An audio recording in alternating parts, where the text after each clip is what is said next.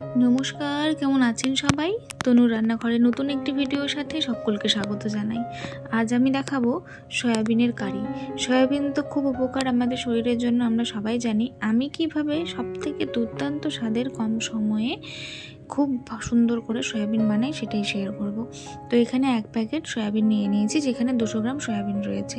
এর মধ্যে দেবার জন্য আলুগুলোকে বেশ বড় বড় করে টুকরো করে কেটে নিয়েছি। আর এখানে কি নিয়েছি সেটা আমি দেখিয়ে দিই।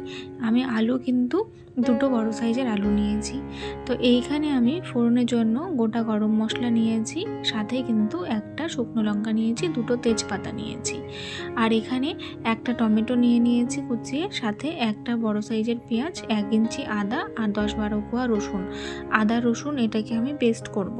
সাথে এইখানে আমি জল বসিয়ে দিয়েছি, জলের মধ্যে নুন দিয়ে দিয়েছি। নুনটা দেওয়ার পরে আমি এখানে সয়াবিনটা প্রথমে ভাপিয়ে নেব বা সেদ্ধ করে নেব, যার জন্য আমি এখানে সয়াবিনটা দিয়ে দিলাম। সয়াবিনটা খুব ভালো করে কিন্তু জাল উঠে গেছে, এটা সেদ্ধ হয়ে গেছে, ভালো করে জল চিপে রেখে দেব। এরপরে ওই কড়াইয়ের মধ্যে 6 চামচ মতন আমি তেল দিয়ে দিলাম। তেল দেওয়ার পরে এখানে প্রথমে আলু টুকরোগুলোকে দিয়ে দিচ্ছি। আলুগুলোকে প্রথমে ভেজে নেব। এই রকম করে ভেজে যদি রান্না করা হয়, আর আমি যেভাবে রান্না করছি এইভাবে যদি রান্না করেন, তাহলে কিন্তু একদম পুরো মাংসের স্বাদকেও হার বানাবে, অসম্ভব সুন্দর হয় খেতে। তো আপনারা ট্রাই করবেন এইভাবে, আশা করি ভালো লাগবে। তো নুন আর সামান্য হলুদ দিয়ে আলুটাকে বেশ লালচে করে একটু ভেজে আমি তুলে নিচ্ছি। আলুটা ভাজা হয়ে গেছে, আলুটা তুলে নিয়েছি। এবারে ওই তেলের মধ্যেই ফোড়নের জন্য তেজপাতা, গোটা গরম মশলা আর শুকনো লঙ্কাটা ফোড়ন দিয়ে দিলাম। এটা থেকে খুব সুন্দর একটা গন্ধ বেরোলেই কিন্তু বাকি মশলাগুলো আমরা অ্যাড করব। তো ওই গরম মশলা দেওয়ার পরে আমি 1/2 চামচ মতন একটু 5 ফোড়ন আর 1 চামচ মতন একটু চিনি দিয়ে দিয়েছি। ভালো করে সুন্দর একটা মিষ্টি গন্ধ বেরোনোর পরে এরপরে আমি এখানে পেঁয়াজ ব্যবহার করলাম। পেঁয়াজ কুচিটা দিয়ে দিলাম এর মধ্যে, দিয়ে ভালো করে মশলার সাথে মিশিয়ে নিচ্ছি। পেঁয়াজটা যাতে খুব সুন্দর করে তাড়াতাড়ি নরম হয়ে যায়, যার জন্য এখানে সামান্য একটু আমি এখানে নুন দিয়ে দিলাম।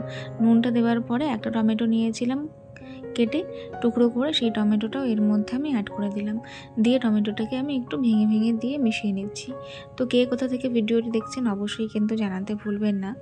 তো এরপরে আমি যখন হালকা ব্রাউন মতন হয়ে যাবে ভাজাটা, তারপরে আমি এখানে প্রয়োজন মতন কাঁচা লঙ্কা, ঝালটা যে যার মতন দেবেন, দিয়ে আর সামান্য আদা আর রসুন নিয়েছিলাম সেই পেস্ট করে আমি এর মধ্যে দিয়ে দিলাম।